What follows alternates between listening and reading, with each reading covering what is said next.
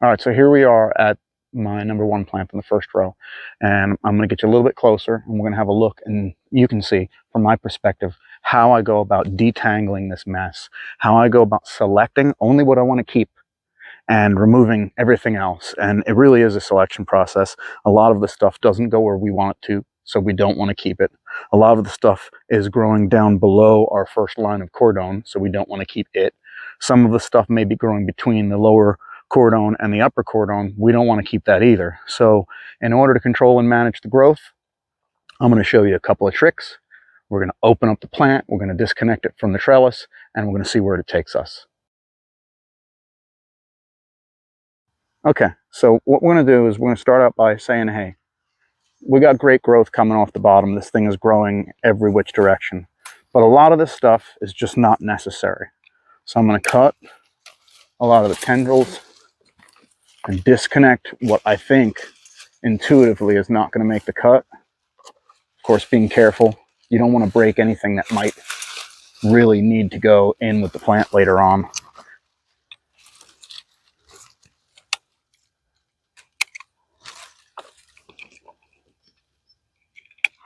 Of course, I got my drill here. All right, and that, all of this is essentially extra additional growth that we don't need. It's wily, but the fact that it's wily is a strength.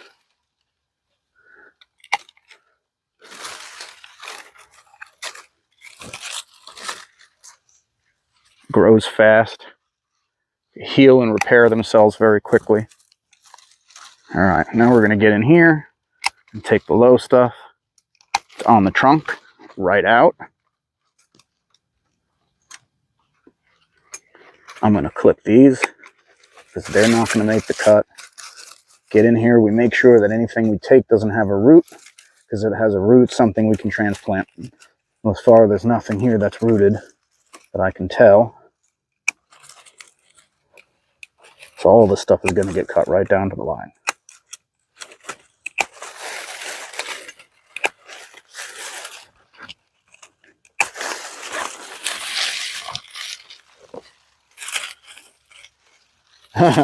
she's into it with me. She's like, where you go, I go, Daddy.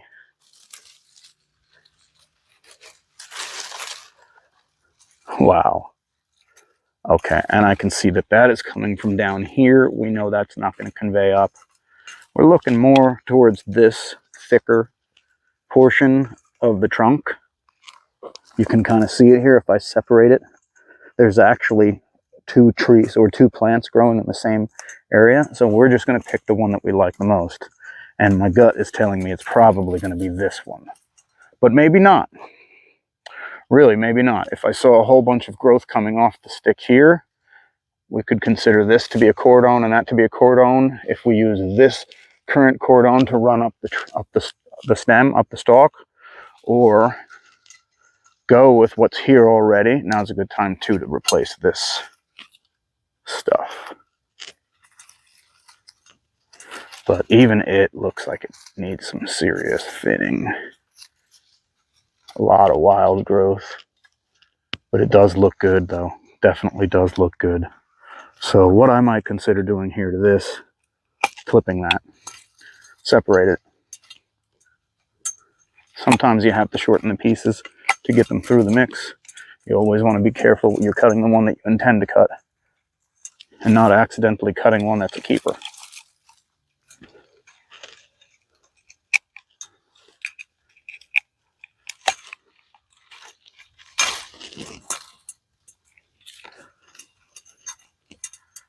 And it does run up the pole a little bit, but that's okay.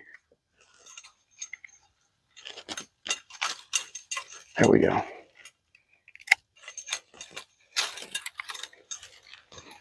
Okay. So you can see that it did have something fairly dominant to it, but we're okay with that. Once you make the decision to go with it, you got to go with it. And honestly, there's so much on this other part of the plant It looks so good. I really have no reservation about using it.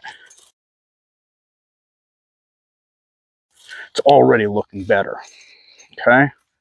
Already feeling more certain about the rest of this even coming out now and not being needed to support the plant later on.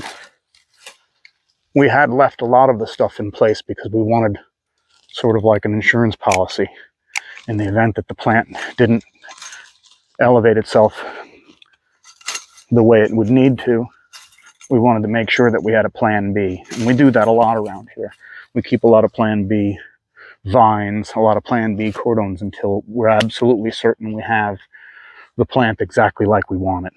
So in this case, I can see plant number 2, as good as it looks, we just don't need it anymore.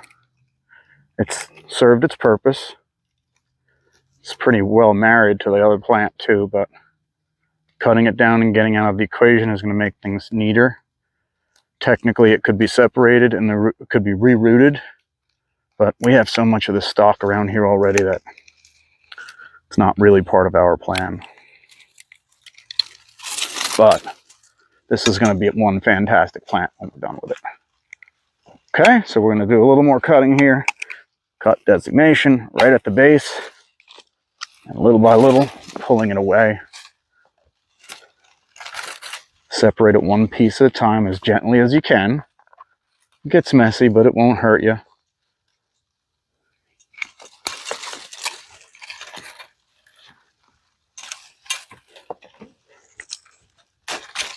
There we go. You're about to see how much of that plant is going to come away. It's quite a bit.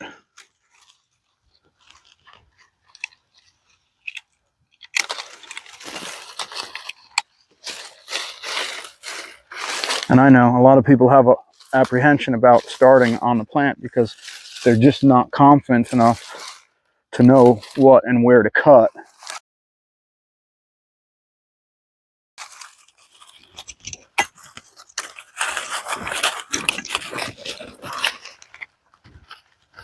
Checking for root growth.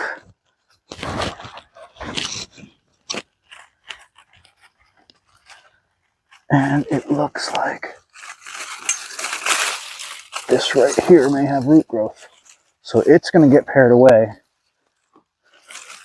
and probably donated to one of the gardeners in our group. Local group, that is.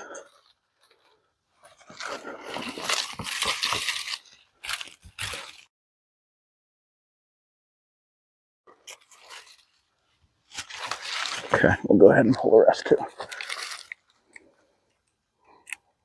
Okay, just run it down. They grow so well. This was already 10 foot of cordon if we'd elected to keep it, which it just doesn't make sense to do so.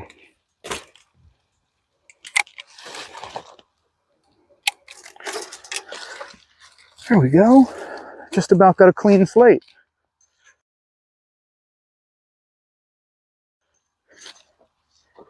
Okay, I'm going to go ahead and take this down all the way.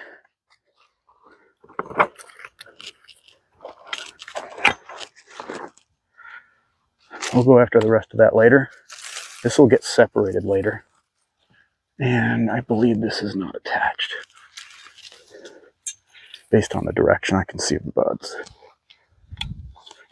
But we'll snip it off carefully to reveal, the plant that we wanted. Okay. Now we can look into the center of the plant and we can see what we have has value. There's plenty of branches here that can be used, side shoots that can be used to create the right type of a cordon. Sorry folks, Miss Anya's getting a little too far away. Hey! Psst, Senora! Here. Come on, sweetheart. I gotta have my baby near me. Thank you. Thank you for listening. You're such a good girl. All right, where were we? Okay, we're ready to set our plant up. And sometimes things aren't always as they seem. I'm actually going to remove this.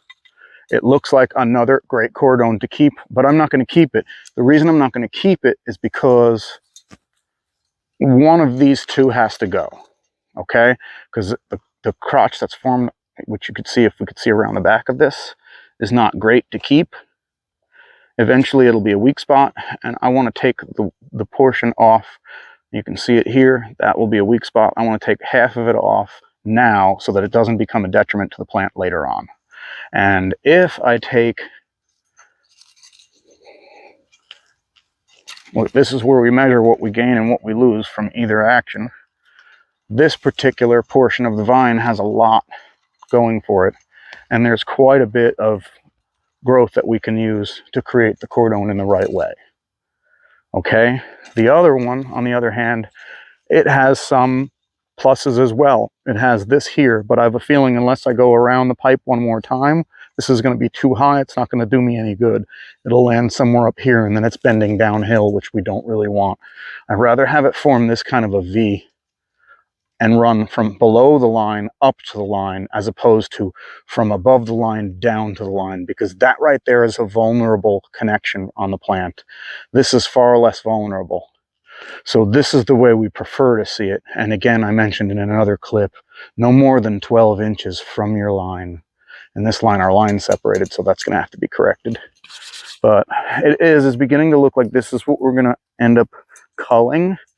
And I can almost do a little dry run through and show you the benefits of doing it this way.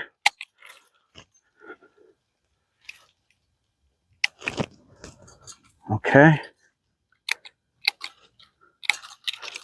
Cutting the tendrils does not hurt the plant. More often than not, the plant will put new ones on later on as new growth emerges. Okay, so that's separated. This is still continuing up in corkscrew fashion, which we do like. Well, when we get to the top, we have some variety, which we like. We know that we wouldn't use this because it's too low, so that can come off. This one's too low also. That can come off. Everything else looks pretty healthy. These guys right here could very easily become the cordons.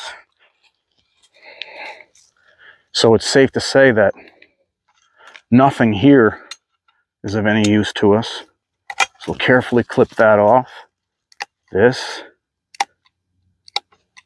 It's going to start to take shape. Even more so. When we commit to that cut right there.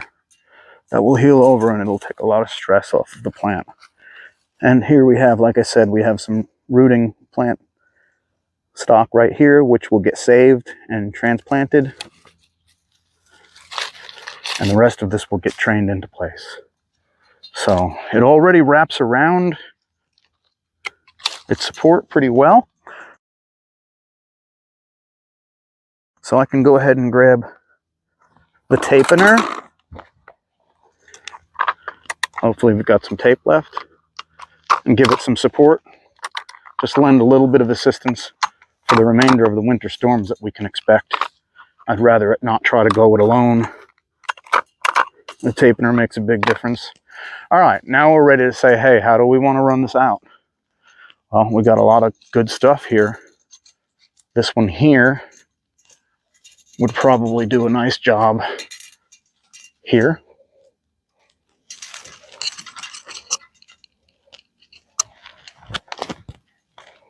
And we'll wind that out. Okay. I think it's safe to say we like that. Use the tapener again to keep it in place. We've got all of these little bud locations where we're going to get growth, leaf, flower, or fruit along that horizontally. We like that. We know that when we do that, we get good results. Okay? And we can choose from here as well.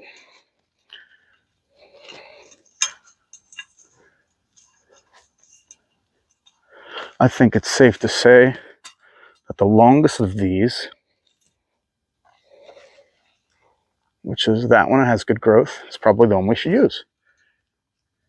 I like it. So we're going to go ahead and wrap that. And to do so means it's going to help to keep the plant wound around the trunk, the central portion.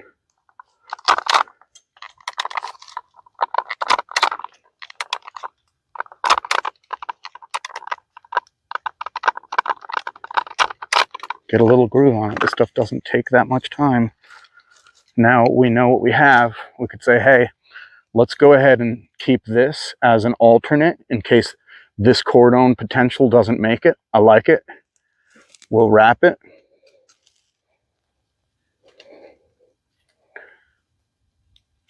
Okay. It can be taped into place.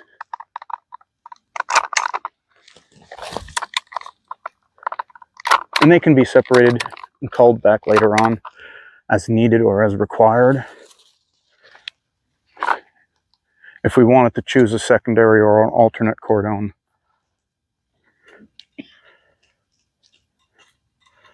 Looks like the next longest one would be this one here. It's still within our 12-inch range.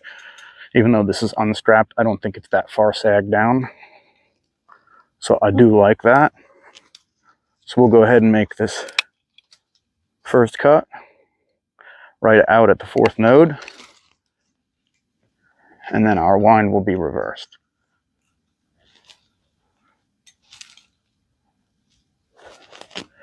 Tapener one more time. Thank you, handy dandy tapener device. I already gave you a good review. Okay. And basically, that also says, hey, we don't need you. We won't need you. Try to take those off if I can. Just to keep the blood flowing.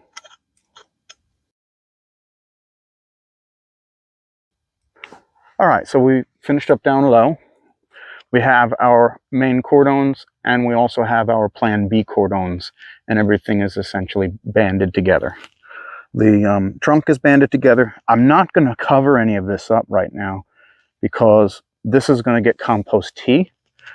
We're going to have compost tea that's applied to the trunk and applied to anywhere where we made a cut so that I have the biology that is in place to heal and seal those wounds and help to protect this plant until it's time for this plant to start growing again.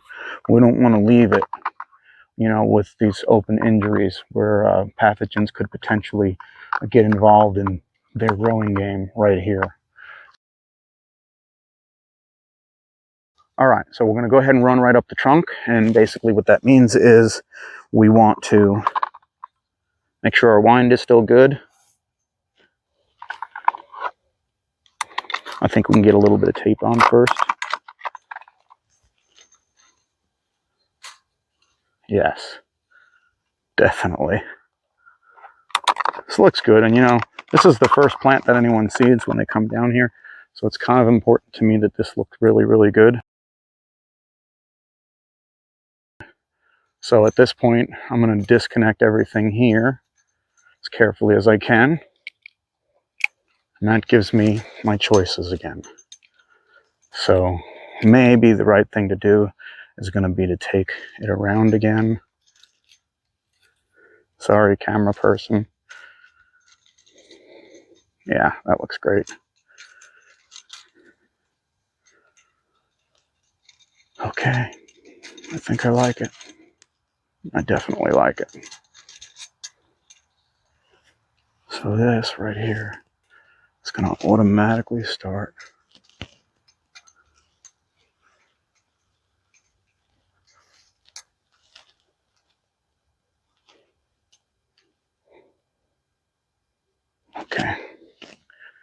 then from here, we can make the next best choice.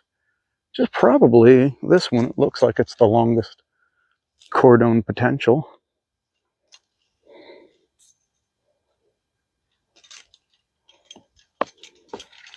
I say we set 2 in place on this side.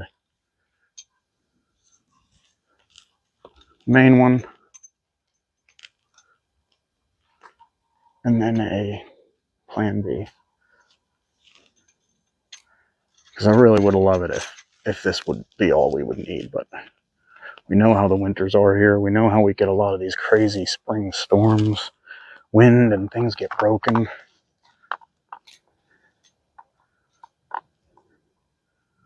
If I thought of how many times we had success because we relied on a plan B, holy cow. We've been saved by plan B a bunch of times.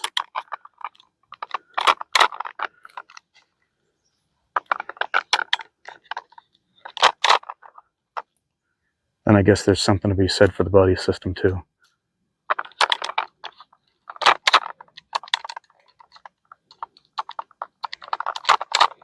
Okay.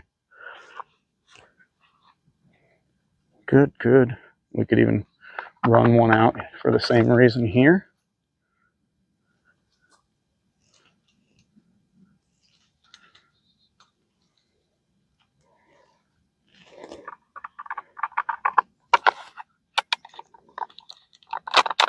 Also, how relatively easy it is to separate the stuff. Just a matter of using your snips. I like this type of snips myself, Fiskars.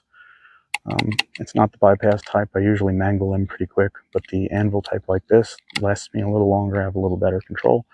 I'll make close snips. Sometimes I can, sometimes I can't, but I know they're pretty durable. All right, here we go. Let's finish this up.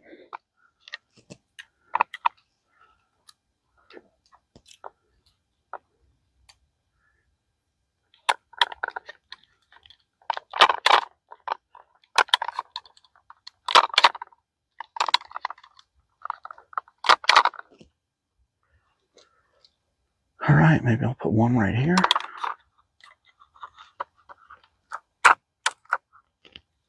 Just in case. Sometimes they slip down. We'll probably put one up above it. Let's prune them. Huh.